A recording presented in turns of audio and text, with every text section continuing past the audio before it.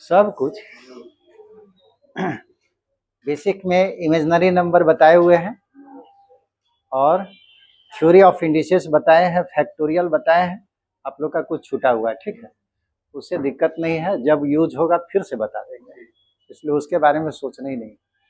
आज जो है ट्रिगोमेट्री बता रहे हैं। ट्रिगोमेट्री जैसे आप लोग कुछ एंगल को पढ़ के आए, जैसे साइन 45 डिग्री, इसका वैल्यू निकाल सकते हैं, मालूम है आपको, 10th क्लास में याद किए। लेकिन आपको ऐसे दे दे साइन 565 डिग्री, अगर एंगल जो है 180 से बड़ा कर दिया जाए तब कैसे निकालिएगा, ये मालूम है कि नहीं? आज इसी को बताएंगे कि जब एंगल 360 से बड़ा हो जाएगा तो उसका वैल्यू कैसे निकालेंगे। और ये पूरा जो है इसका यूज जो है ट्रिगोमेट्री में होगा, यानी कि ट्रिगोमेट्री में कोई भी टॉपिक पढ़िएगा तो इसका यूज होगा, ठीक है।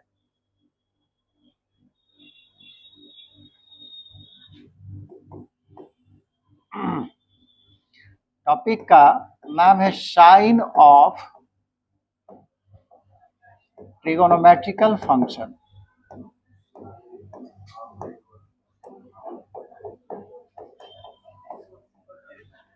ट्रिगोनोमेट्रिकल, अच्छा, ट्रिगोनोमेट्रिकल फंक्शन और ट्रिगोनोमेट्रिकल रेशियो दोनों में कुछ डिफरेंस है या नहीं? एक होता है ट्रिगोनोमेट्रिकल फंक्शन और दूसरा ट्रिगोनोमेट्रिकल रेशियो, क्या दोनों में डिफरेंस है?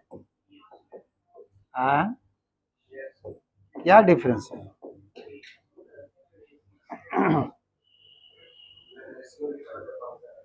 अरे वो तो लिखा हुआ है, तुम्हारा नाम घर में क्या है? पता नहीं, घर में कुछ बोलता होगा ना अलग से। अच्छा, दो नाम है ना, एक स्कूल वाला, एक घर में इसी नाम से बुलाते हैं, क्या बुलाते हैं? अरे नाम तो बोलो। तो घर वाला जो नाम है और स्कूल वाला जो नाम है, हम चाहे इस नाम से बुलाएं चाहे उस नाम से, तो क्या घर वाला नाम से बुलाएंगे तो कोई अलग लड़का सुनेगा, स्कूल वाला जो नाम है उससे बुलाएंगे तो दूसरा कोई सुन लेगा, कि तुम ही सुनेगा दोनों केस में। नाम को बदलने से आदमी थोड़ी बदल जाएगा। तो रेशियो है चाहे फंक्शन है, दोनों एक ही चीज है। एक्चुअली में इसको रेशियो इसलिए कहते हैं कि जैसे साइन थीटा आप पढ़े होंगे P/H, है ना, तो P क्या है? लेंथ ऑफ परपेंडिकुलर, साइड का लंबाई है, H क्या है? लेंथ ऑफ हाइपोटेनस, और दो भुजाओं का रेशियो है, इसलिए इसको नाम जो है रेशियो कर देते हैं। अब है कि फंक्शन क्यों बोलते हैं, तो फंक्शन के बारे में थोड़ा सा समझ लीजिए कि फंक्शन थोड़ा सा बताए थे क्या, फंक्शन क्या होता है। फंक्शन प्रत्येक दिन आप हर जगह यूज कर रहे हैं, लेकिन आपको मालूम नहीं कि यही फंक्शन है। जैसे आप स्ट्रेट लाइन पढ़ के आए हैं, x + y = मान लो 5 पढ़े हैं, ये स्ट्रेट लाइन x का पावर 1 है, y का पावर 1 है। जब इसका ग्राफ खींचा जाएगा तो केवल एक लाइन मिलेगा। y को हम लिख सकते हैं ऐसे 5 - x। अब x का वैल्यू आप बदलते जाइए, जो इच्छा है। जैसे x = 0 डाले तो y का वैल्यू कितना आएगा? 5। x का वैल्यू अगर 1 डाल दे तो y का वैल्यू 5 - 1 यानी कि 4। x आपके ऊपर डिपेंड कर रहा है x की आप क्या डालना चाह रहे हैं। x = 2 डाले तो y का वैल्यू 5 - 2 यानी कि 3। यहाँ क्या पता चलता है कि जैसे जैसे x का वैल्यू बदलता है वैसे वैसे y का भी तो मान बदल गया। तो यहाँ पे हम लोग कहते हैं कि y is the function of x, y x का फंक्शन है, यानी कि x को बदलने से y बदल जाएगा। और इसको लिखने का तरीका है y = f(x), यानी कि y फंक्शन है x का। जो अंदर में x होगा उसको इंडिपेंडेंट वेरिएबल कहते हैं। इंडिपेंडेंट का मतलब स्वतंत्र, वो हमारे ऊपर डिपेंड कर रहा था कि हम x के जगह पे क्या डालें। 0 1 2 3 4 आपका इच्छा था, 9 10 कुछ भी डाल सकते थे, लेकिन y का जो वैल्यू आया है वो मेरे अनुसार नहीं चल रहा था, वो किसके अनुसार चल रहा था? इस रिलेशन के अनुसार। ये समझिए एक नियम है कि y = 5 - x, ये नियम हो गया, इस नियम के अनुसार y का वैल्यू निकल रहा था। तो नियम एक फंक्शन होता है, यहाँ y x का फंक्शन था क्योंकि x को बदलने से y बदल जाता था। और देखिए, मान लीजिए कि कोई सर्कल है, इस सर्कल का रेडियस आपको दिया हुआ है r, और रेडियस r है और एरिया जो है a है, a जो है एरिया को रिप्रेजेंट कर रहा है। तो a बराबर क्या होगा, सर्कल का रेडियस है r, एरिया क्या लिए a, तो एरिया बराबर फॉर्मूला पढ़े है ना, पाई आर स्क्वायर। अब r का वैल्यू बदलिए, r बराबर 0, तो a क्या होगा, पाई इंटू 0 का स्क्वायर यानी कि 0 आएगा। r का वैल्यू 1 डाले तो a बराबर पाई, r के जगह पे 1 डाले ये पाई आएगा। r का वैल्यू 2 डाले तो a बराबर पाई इंटू 2 का स्क्वायर कितना हो जाएगा जी, 4 पाई। यहाँ क्या पता चला, r का वैल्यू जैसे जैसे बदला है a का मान भी बदल गया, यानी कि एरिया जो है फंक्शन है किसका, किसको बदलने से a बदल रहा, a को बदल, r को बदलने से a बदल रहा, यानी कि a is the function of, a function है किसका, r का। तो a बराबर f ऑफ r, ये सिंबल हुआ, a फंक्शन है r का, जहां पे r क्या कहलाएगा, इंडिपेंडेंट वेरिएबल, यानी कि हमारा जो इच्छा हम बैठा सकते हैं। और a क्या कहलाएगा, डिपेंडेंट वेरिएबल। एक फंक्शन में दो तरह का वेरिएबल होगा, इंडिपेंडेंट यानी कि स्वतंत्र है, जो इच्छा है डालिए, और डिपेंडेंट वेरिएबल ये डिपेंड कर रहा a किस पर, r के ऊपर, तो ये डिपेंडेंट होगा, ये इंडिपेंडेंट। अंदर में जो भी होगा ये इंडिपेंडेंट है, ये डिपेंडेंट है, ठीक है। तो ये तो फंक्शन के बारे में। अब यहाँ पे हम ट्रिगोनोमेट्रिकल फंक्शन का बात कर रहे थे, जैसे y बराबर ले लिए साइन x। अब देखिए, वही साइन थीटा या साइन थीटा लेना है तो थीटा ले लीजिए, यही फंक्शन अभी पढ़े थे। थीटा का वैल्यू 0, तो y का वैल्यू साइन 0 बराबर 0।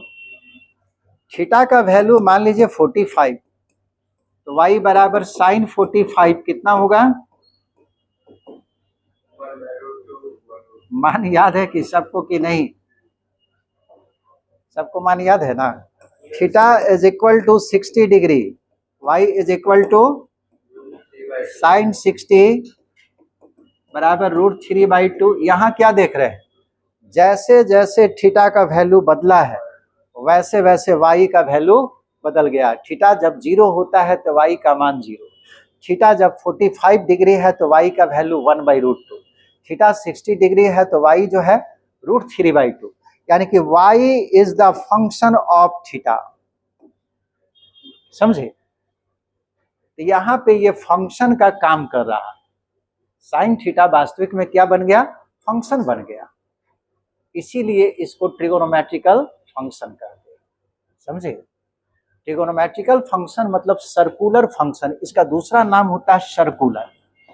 अब सवाल उठता है कि ये सर्कुलर क्यों नाम पड़ गया।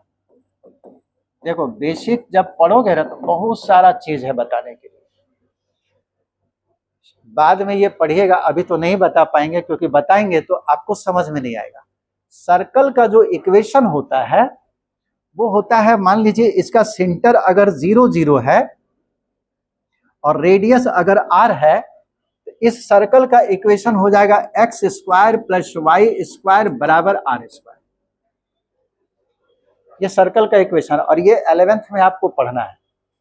और x के जगह पे अगर r cos थीटा डाल दिया जाए और y के जगह पे r sin थीटा, ये जो है उसको सेटिस्फाई कर जाएगा। अब डाल के देखिए, x के जगह पे r cos थीटा डालेंगे तो r cos थीटा का क्या होगा, स्क्वायर। जो नहीं समझेंगे बोलते जाइएगा, ये समझ रहे हैं। x के जगह पे r cos थीटा डालें, y के जगह पे r sin थीटा डालेंगे तो r sin थीटा का होल स्क्वायर। ये किस तरफ डाले हैं, लेफ्ट साइड में डाले हैं, राइट साइड अभी कुछ नहीं किए। लाना कितना है, आर स्क्वायर। इसको अगर तोड़िएगा तो R square cos square theta, और इसको तोड़ेंगे तो R square sine square theta. R square को कॉमन लेंगे तो बचेगा क्या, cos square theta plus sine square theta, और ये वैल्यू कितना होता है 1, आर स्क्वायर आया। तो इस इक्वेशन को कौन सेटिस्फाई किया, आर कॉस थीटा और आर साइन थीटा। इसलिए साइन थीटा कॉस थीटा ऐसे ट्रिगोनोमेट्रिकल फंक्शन को क्या बोलते हैं, सर्कुलर फंक्शन, क्योंकि सर्कल के इक्वेशन को क्या किया, सेटिस्फाई किया। ये इक्वेशन आप 11th में पढ़िएगा, कोऑर्डिनेट ज्योमेट्री में सर्कल जो है एक चैप्टर है, वहां पढ़िएगा, तो वहाँ पैरामेट्रिक फॉर्म में ये आता है। तो चूंकि सर्कल के इक्वेशन को सेटिस्फाई करता है, इसीलिए sine x cos x ten x जितने भी हैं सबको हम लोग सर्कुलर फंक्शन कहते हैं। ठीक है, इसका 3 नाम आप पढ़ लिए, ट्रिगोनोमेट्रिकल फंक्शन, ट्रिगोनोमेट्रिकल रेशियो जो 10th में पढ़े थे, और सर्कुलर फंक्शन, सर्कल के इक्वेशन को सेटिस्फाई करते हैं। यहाँ पे बताना चाह रहे थे इसका साइन को कैसे निकालेंगे, तो ज्यादा ही समय पार हो गया।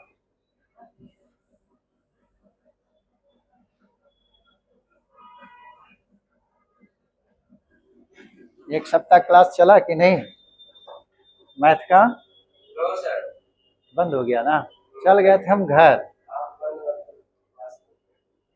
और शादी में गए हुए थे, तुम भी।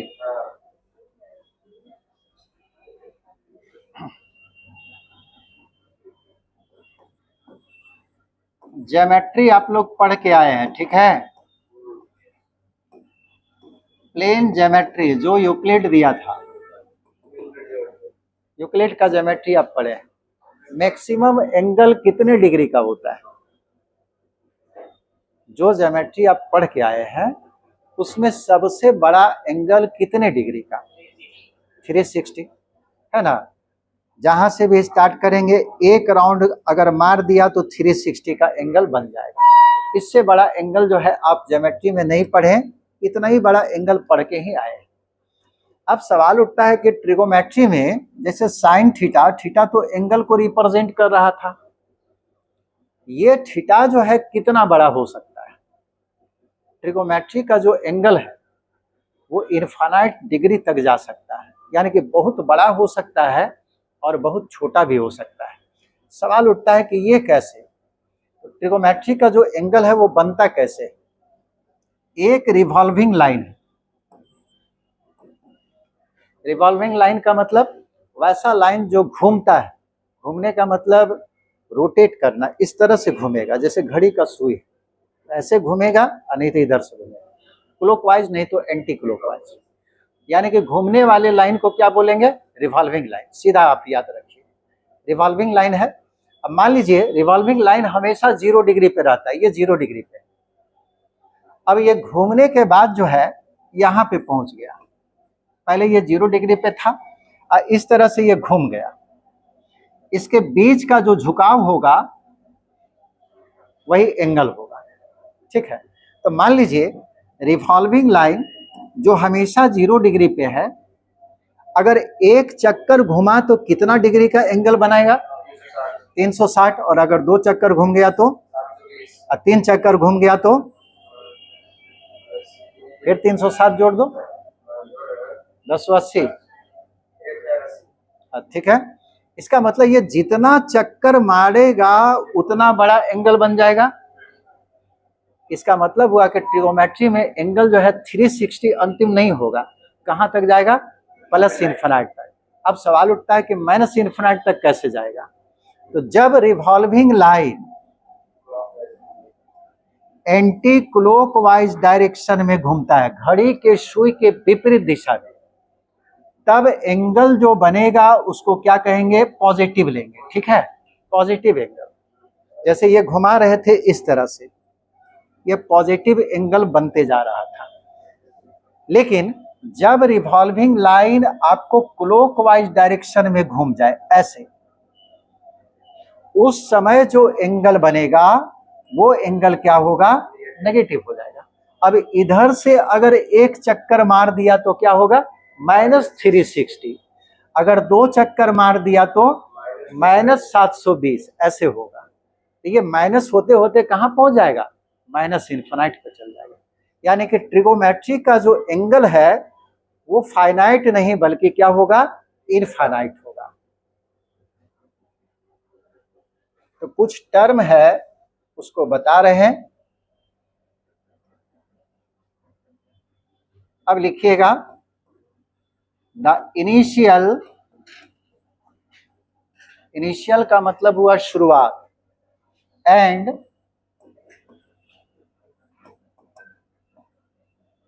Final position of A revolving line, final position of A revolving line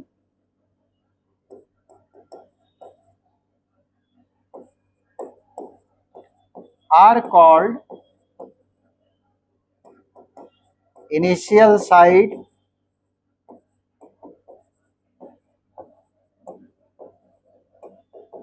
and terminal side.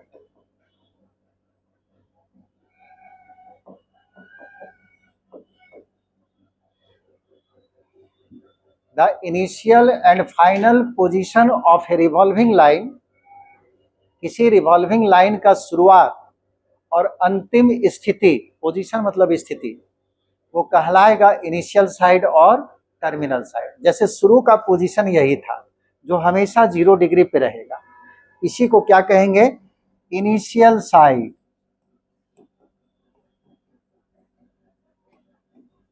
और घूमने के बाद जहां पे पहुंचेगा उसको कहते हैं टर्मिनल साइड।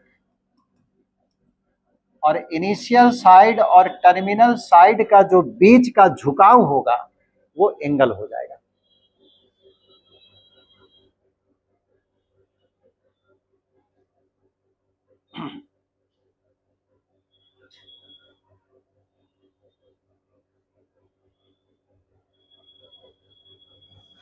थोड़ा सा ये भी लिख दे रहे हैं, याद रहेगा, द लाइन विच रोटेट्स, वैसा लाइन जो घूमता है, इज कॉल्ड रिवॉल्विंग लाइन। यानी कि घूमने वाले लाइन को ही रिवॉल्विंग लाइन कहेंगे। ठीक है, घूमने वाला जो लाइन होगा वो रिवॉल्विंग लाइन होगा, चाहे जिस डायरेक्शन में घूमे, क्लॉकवाइज या एंटी क्लॉकवाइज।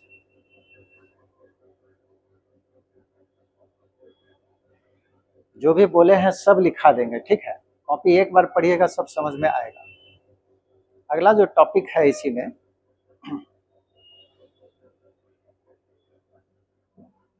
आप हम लोग जो भी पढ़ रहे हैं सब सिलेबस में यूज होगा, तो ये सोच के नहीं पढ़ना कि ये बेसिक पढ़ रहे हैं।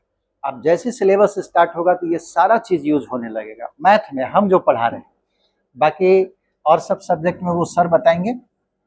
हम अपने सब्जेक्ट के बारे में बता रहे हैं कि जो भी हम पढ़ा रहे हैं वो 9-10 का नहीं बल्कि आपका सिलेबस में चल रहा, और जैसे सिलेबस स्टार्ट होगा तो आप एक एक चीज को यूज कीजिएगा, इसके बिना सिलेबस को आप कवर नहीं कर पाइएगा। आगे बढ़े,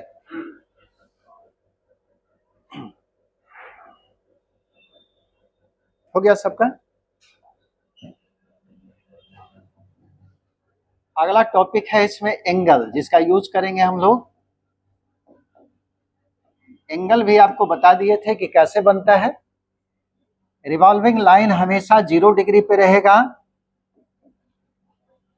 और मान लीजिए ये एंटी क्लॉकवाइज डायरेक्शन में घूम गया इस तरह से, तब जो एंगल बनेगा वो क्या होगा, पॉजिटिव माना जाएगा। The angle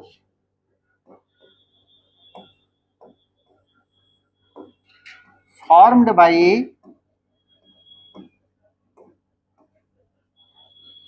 anti-clockwise rotation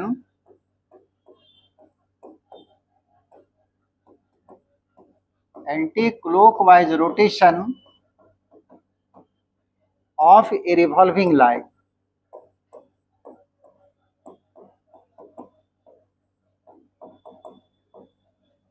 the angle formed by anti-clockwise rotation of a revolving line, किसी रिवॉल्विंग लाइन को एंटी क्लॉकवाइज डायरेक्शन में घूमने से जो एंगल बनता है इज टेकन एज, उस एंगल को लिया जाएगा या चुना जाएगा, ऐसा चुना जाएगा, टेकन एज पॉजिटिव। फिगर बना लीजिएगा, ये वाला एंटी क्लॉकवाइज डायरेक्शन में घूमेगा तब।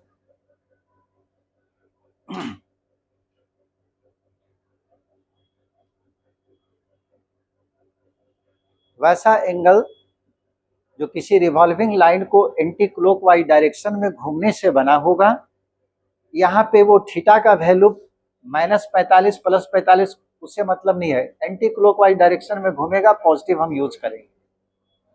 दूसरा, अगर रिवॉल्विंग लाइन क्लॉकवाइज डायरेक्शन में घूम गया, लिखेगा आपको थीटा है, लेकिन जब उसको यूज करेंगे तो क्या बन जाएगा, -θ। तब हमेशा इसको नेगेटिव लेंगे। The angle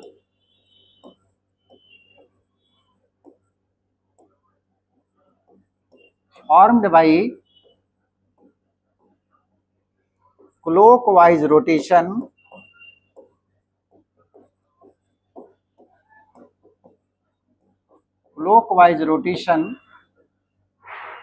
of a revolving line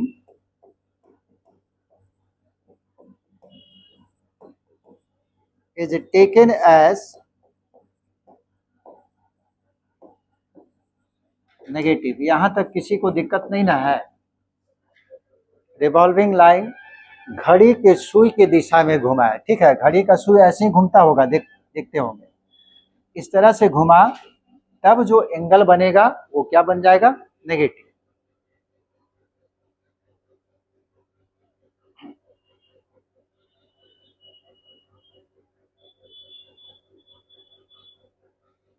ये सब फिजिक्स में भी बताया गया होगा मेरे विचार से, या हो सकता है सर बताएंगे जब आएगा उनको जरूरत।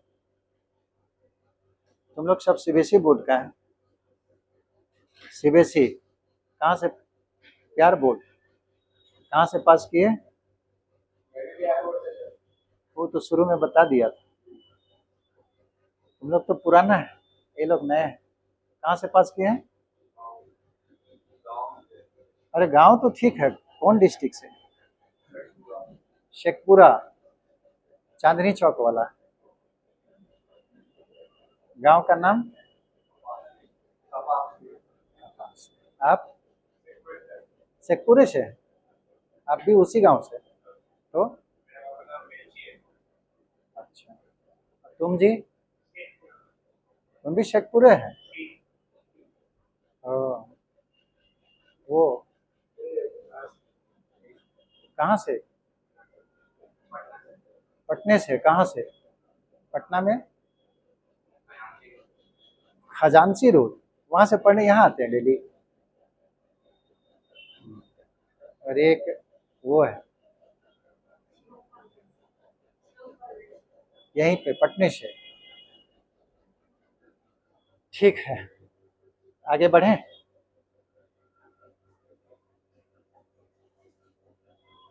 अब आइए क्वाड्रेंट।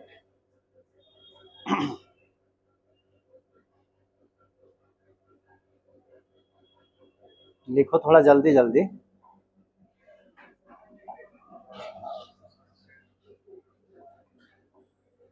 अगला टॉपिक है क्वाड्रेंट।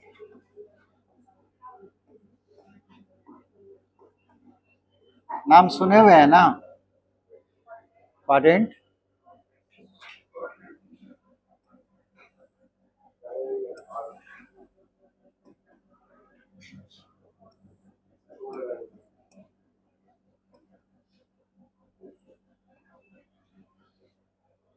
पूरे प्लेन को ये 4 पार्ट में बांटा है, ठीक है। X axis, Y axis. X axis Y axis कहाँ लेते हैं बताओ तो? ये प्लेन है, और एक्स एक्सिस वाई एक्सिस लेंगे कहाँ? ग्राफ खींचे हैं? 10th क्लास में ग्राफ खींचा होगा। एक्स एक्सिस वाई एक्सिस कहाँ लेते हैं? एकदम कॉपी के बीच में ना, तो साइड में। एक्स एक्सिस वाई एक्सिस कहीं भी ले सकते हैं, बस हमारे पास क्या है, इसके विषय में इतना ही जानकारी है कि दो लाइन ऐसा है जो एक दूसरे पे क्या है, परपेंडिकुलर है। बस आप लाइन को यहाँ बीच में लीजिए, साइड में लीजिए, कहीं भी लीजिए, तो दो म्यूचुअली परपेंडिकुलर लाइन इस पूरे प्लेन को जो है चार पार्ट में अभी बांटे हुए हैं, और इसी को बोलते हैं फर्स्ट क्वाड्रेंट, ये सेकेंड क्वाड्रेंट, थर्ड और फोर्थ। ये ऑरिजिन है और ये हमेशा 0 डिग्री पे होगा, यही है रिवॉल्विंग लाइन, यही घूमेगा, ठीक है, 0 डिग्री पे। पहला क्वाड्रेंट का जो एंगल होता है 0 से लेकर 90 तक, ये 90 डिग्री का है।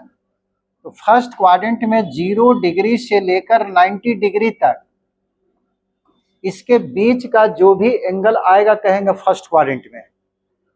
सेकेंड क्वाड्रेंट में कहां से कहां तक जाएगा, 90 टू 180, 90 डिग्री से 180 डिग्री के बीच में कोई भी एंगल होगा कहेंगे सेकेंड क्वाड्रेंट का एंगल, और 180 से 270 के बीच में कोई भी एंगल होगा तो थर्ड क्वाड्रेंट का होगा, और 270 से 360 के बीच में कोई भी एंगल होगा तो फोर्थ क्वाड्रेंट का एंगल होगा, ठीक है।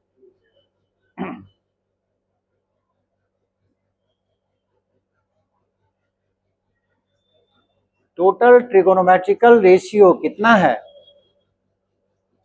6 है। साइन कॉस टेन, 3 उसका उल्टा है। तो मेन ट्रिगोनोमेट्रिकल रेशियो साइन होता है, कॉस होता है और टेन होता है। अगर आपसे कोई पूछ दे कि साइन बटे कॉस का वैल्यू कितना होता है, क्या ये सही लिखा हुआ है या गलत? साइन का मतलब क्या होता है, कोई भी बताइए,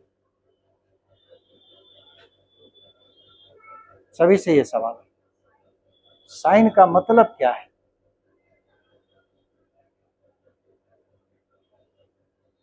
बोलो।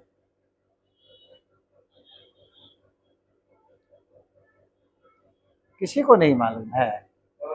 अरे तुम इतना साइन थीटा कॉस थीटा पूरा ट्रिगोनोमेट्री पढ़ा, साइन का मतलब?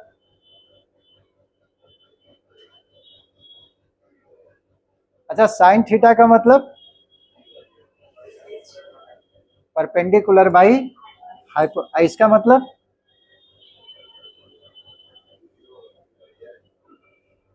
अगर ऐसा पूछ दिया तो कहेंगे इसका कोई मतलब नहीं है, मैथमेटिक्स में ये कोई टर्म ही नहीं है साइन, जब तक उसके साथ एंगल ना हो।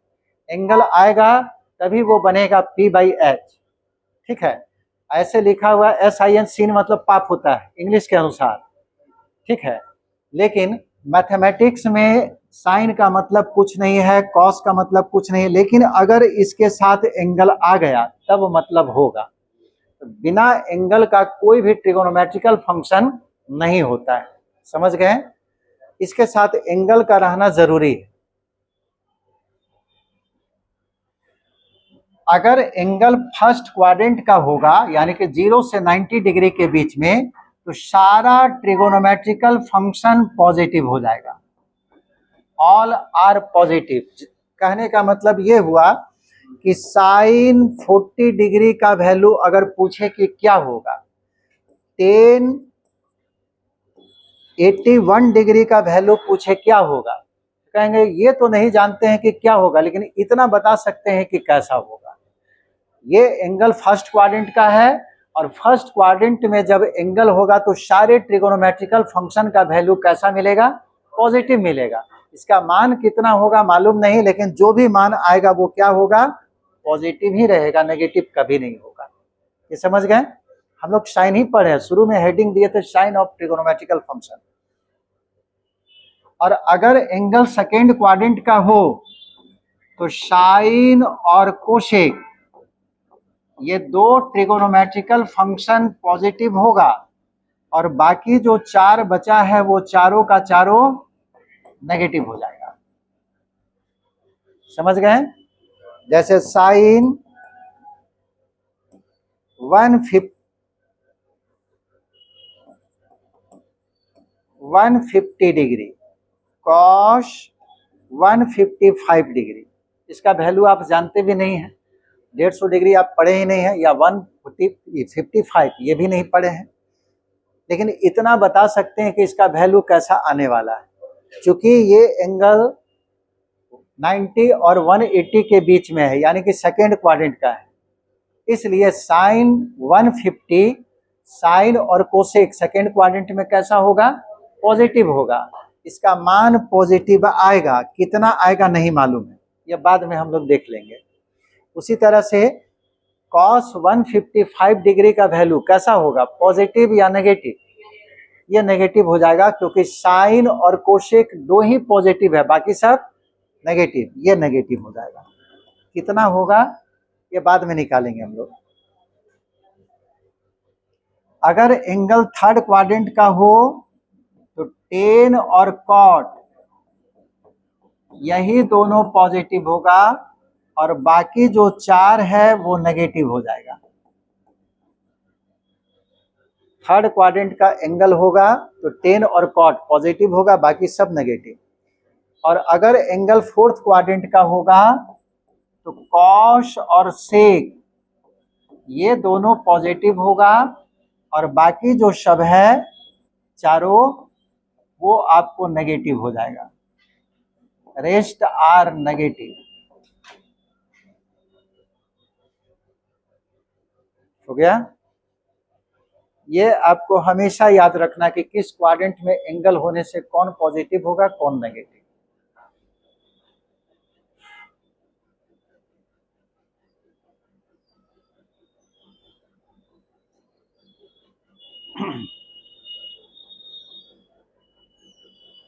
यहां तक क्लियर है सबका, आगे बढ़े।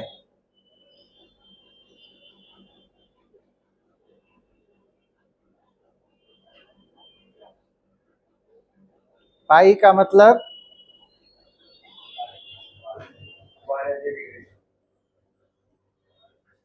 पढ़े होंगे कितना,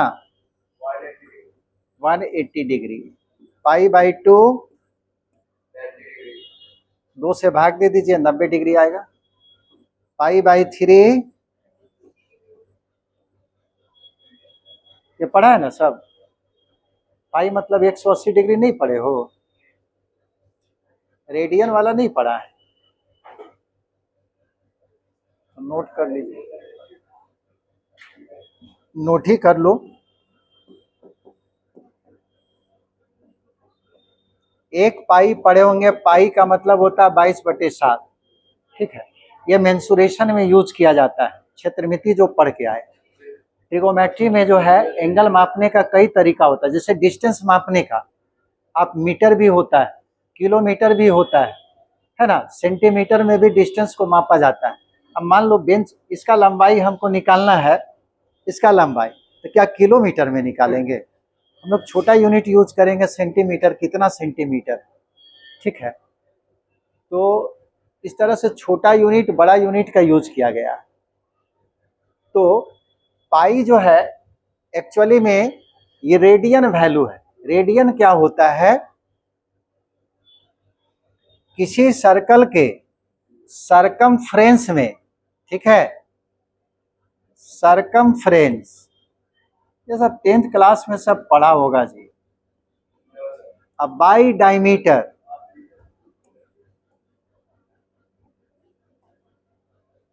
चाहे सर्कल छोटा लीजिए या बड़ा लीजिए, उससे मतलब नहीं है, जितना बड़ा सर्कल लेना है लीजिए, उसका परिधि में जब उसके डायमीटर से यानी कि व्यास से डिवाइड किया जाता है, तो जो नंबर प्राप्त होता है वो हमेशा लगभग सेम ही रहता है, उसी को क्या मान लिया गया है, पाई। ये लगभग नंबर जो है 22/7 के बराबर होता है, एग्जैक्ट नहीं होता है, लगभग उसके बराबर होता है। तो किसी भी सर्कल, जैसे सर्कल इतना छोटा ले या इतना बड़ा ले ले, अब इसका सरकमफ्रेंस में डायमीटर से डिवाइड करेंगे तो जो वैल्यू आएगा उसी का नाम क्या दिया गया है, पाई। आप सब सरकमफ्रेंस का फॉर्मूला पढ़े होंगे, कितना होता है 2πr, और डायमीटर कितना है 2r, यही बनता है पाई। और जब हम लोग जो है इसको एंगल के रूप में पढ़ते हैं, ये पाई जो है 180 डिग्री के बराबर लिया जाता है, यानी कि रेडियन वैल्यू है ये जितने भी नंबर हैं, जैसे 1 हुआ, 2 हुआ, ये सब नंबर है, इसको रेडियन बोलते हैं और इसको डिग्री में भी निकाला जा सकता है। एक रेडियन यानी कि एक जो नंबर है वो लगभग जो है 57.75 डिग्री के बराबर है। डिग्री में जब मेजर किया जाता है तब जो नंबर एक पढ़ रहे हैं वो जब डिग्री में लिखेंगे तो 57.75 डिग्री के बराबर होता है। ये सारा चीज जो है अब हटा दिया गया है, लेकिन यूज होता है। जैसी आप जेईई का तैयारी कीजिएगा सबका यूज होने लगेगा। तो यहाँ पे फिलहाल याद रखिएगा पाई का मतलब 180 डिग्री, ठीक है। दोनों तरफ 2 से भाग दे दीजिए तो इधर होगा पाई/2, इधर कितना होगा 90 डिग्री। अब इसमें 3 से भाग दीजिए दोनों तरफ, इधर 3 से भाग देंगे तो पाई/3 और इधर 3 से भाग देंगे तो 180 में 3 से भाग देंगे 60 डिग्री। इसको याद ही कर लीजिएगा, एक याद रहेगा, सब निकाल लीजिएगा। 4 से भाग दीजिए, लेफ्ट साइड में भी राइट साइड में भी 4 से भाग देंगे तो ये 45 डिग्री आएगा।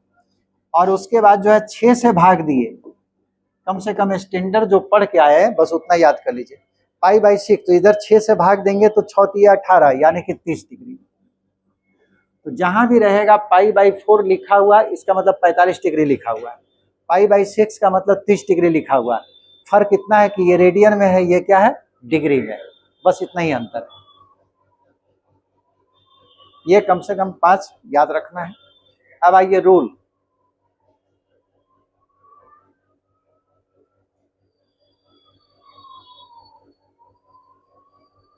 आगे बढ़े। जो जो नोट में लिखाते हैं उसको याद रखना है, केवल नोट नहीं करना है।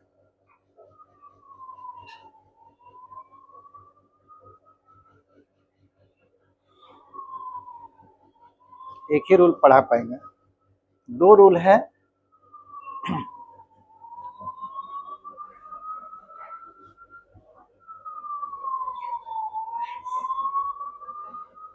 आगे बढ़े जी।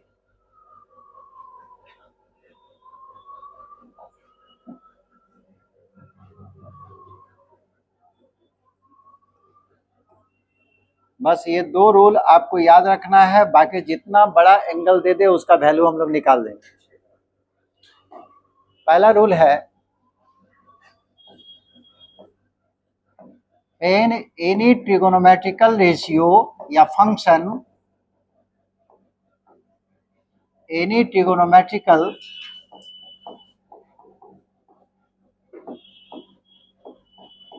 रेशियो, और जब भी ट्रिगोनोमेट्रिकल रेशियो का बात होता है बस यही 3 आता है, साइन, कॉस, एंगल को हटा दो फिलहाल, साइन, कॉस और टेन, ये तीनों में से कोई भी, बाकी 3 इसी का उल्टा है। आर ऑपरेटेड, ऑपरेट मतलब काम करना। आप जानते हैं कि साइन जो है काम ही नहीं करेगा। कब तक काम नहीं करेगा? जब तक इसके साथ एंगल नहीं आए।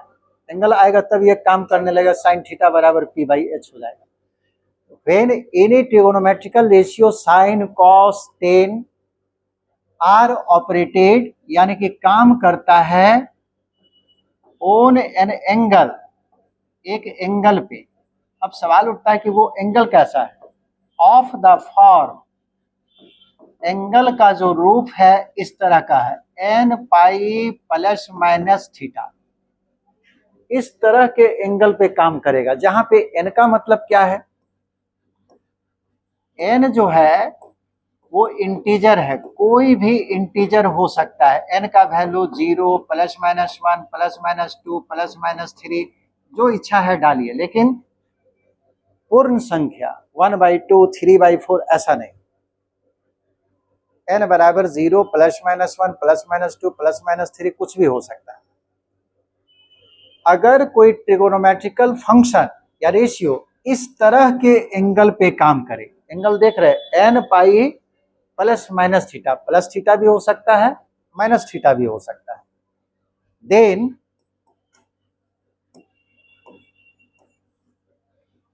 तब बोलता है ट्रिगोनोमेट्रिकल फंक्शन चेंज ही नहीं करेगा। हम फंक्शन बोले या रेशियो बोले, दोनों का मतलब एक ही है, बता दे चुके हैं। Then trigonometrical ratio does not change, change नहीं करेगा। मतलब अगर साइन रहा तो साइन में ही रह जाएगा, और अगर कॉस रहेगा तो कॉस में ही रह जाएगा, और अगर टेन रहा तो टेन में ही रह जाएगा। लेकिन सवाल उठता टेन तो टेन में रह गया, लेकिन इसके साथ एंगल तो आएगा। एंगल क्या बन जाएगा? एंगल एसोसिएटेड, एसोसिएटेड का मतलब इससे रिलेटेड, संबंधित। एंगल एसोसिएटेड बिकम्स, इससे जुड़ा हुआ जो एंगल है वो थीटा हो जाएगा, बिकम्स एज थीटा। यहां जो भी रहेगा वही आएगा। ये पहला नियम है। अभी नियम लिख लीजिए, समझ में नहीं आएगा सवाल बताएंगे तो क्लियर समझ में आएगा क्या कहना चाह रहे हैं। दूसरा नियम, साइन तो साइन में रह गया, एंगल भी इसके साथ जो भी होगा थीटा के जगह पे वो आ जाएगा। अब सवाल उठता है इसका चिन्ह कैसा होगा, प्लस में होगा या माइनस में होगा? तो द साइन इज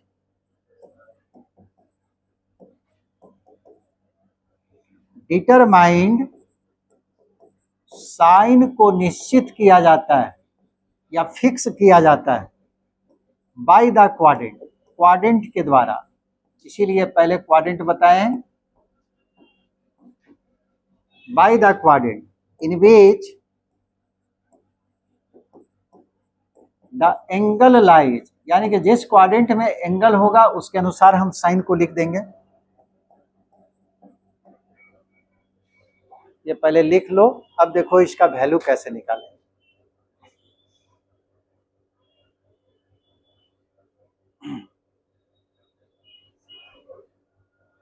यहां तक सबको समझ में आया या किसी को कुछ पूछना है? बोलता है कोई भी ट्रिगोनोमेट्रिकल फंक्शन इस तरह के एंगल पे अगर काम करे तो ट्रिगोनोमेट्रिकल फंक्शन चेंज नहीं करता है। पहला रूल, साइन उसका डिटरमाइंड करेंगे, साइन को निश्चित करेंगे किसके द्वारा? क्वाड्रेंट के द्वारा। ठीक है, जिस क्वाड्रेंट का एंगल होगा उसके अनुसार साइन को लिख देंगे। अब सवाल उठता है कि इसको यूज कैसे करते हैं। जैसे आपको बोल दिया कि इसका वैल्यू बता दीजिए,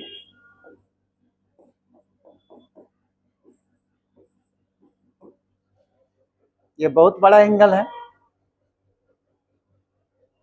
3 और पाई का मतलब बताएं कितना?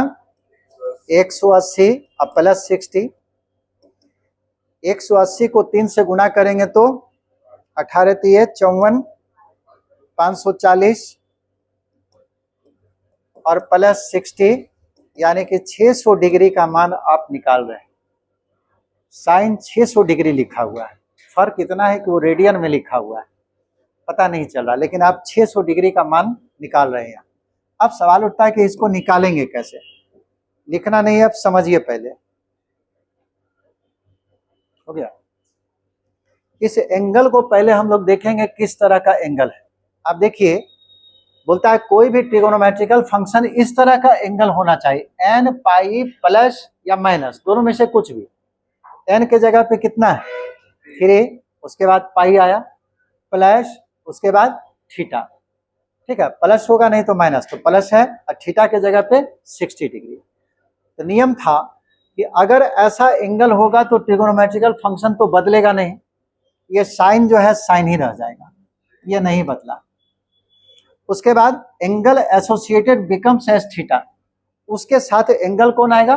जो थीटा होगा। थीटा कौन है यहाँ जी? 60 डिग्री, यही ना थीटा है। थीटा के जगह पे उसके अनुसार ये 60 डिग्री है। ये पहला नियम के अनुसार लिखे, ये समझ में आया? एंगल हम लोग देख लिए, एन पाई प्लस ये है थीटा, इस तरह का एंगल है। ट्रिगोनोमेट्रिकल फंक्शन नहीं बदलेगा तो साइन साइन में आया, एंगल बन जाएगा थीटा, थीटा के जगह पे 60 डिग्री, 60 डिग्री हम डाल दिए। अब है साइन, साइन क्या होगा? तो साइन डिपेंड करता है किस पे? क्वाड्रेंट पे। इन विच द एंगल लाइज, जिस क्वाड्रेंट में ये एंगल होगा उसके अनुसार हम साइन को लिखेंगे। अब हमको पता करना है कि ये किस क्वाड्रेंट का एंगल है। ठीक है, ये पूरा हम, पहला सवाल है, लिखिए नहीं समझिए। इस एंगल को घुमा रहे हैं 3 पाई, एंगल का मेजरमेंट हमेशा 0 डिग्री से करते, यहीं से। पाई का मतलब 180 डिग्री। ये लाइन जो है रिवॉल्विंग लाइन है, घूमने वाला, इसको घुमा रहे हैं। बताओ ये कितना पाई हुआ? 1 पाई, 180 डिग्री है ना जी, ये 1 पाई हुआ। अब यहां से घूम कर गया तो 2 पाई, ये 3 पाई, 3 पाई तो पूरा कर दिए। प्लस, अगर प्लस होगा तो आगे बढ़ेगा अपने बगल वाले क्वाड्रेंट में, यहां तक पहुंच चुके हैं, और प्लस है तो आगे बढ़ा अपने बगल वाले क्वाड्रेंट, यानी कि ये एंगल किस क्वाड्रेंट में जाएगा?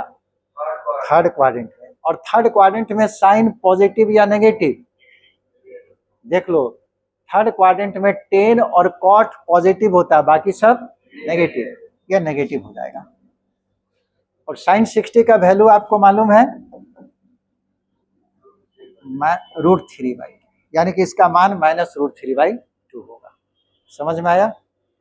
एक और सवाल देखिए, लिखो लिखो, लिख लो पहले।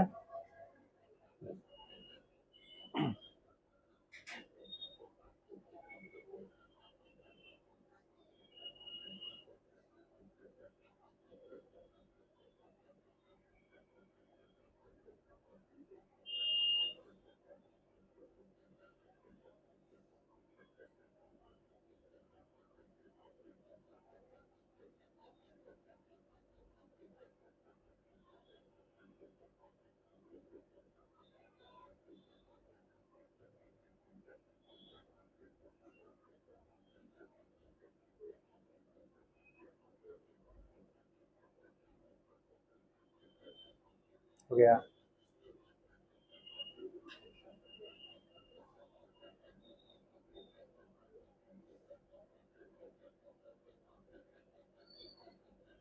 आगे बढ़े, सवाल दे रहे हैं अगला।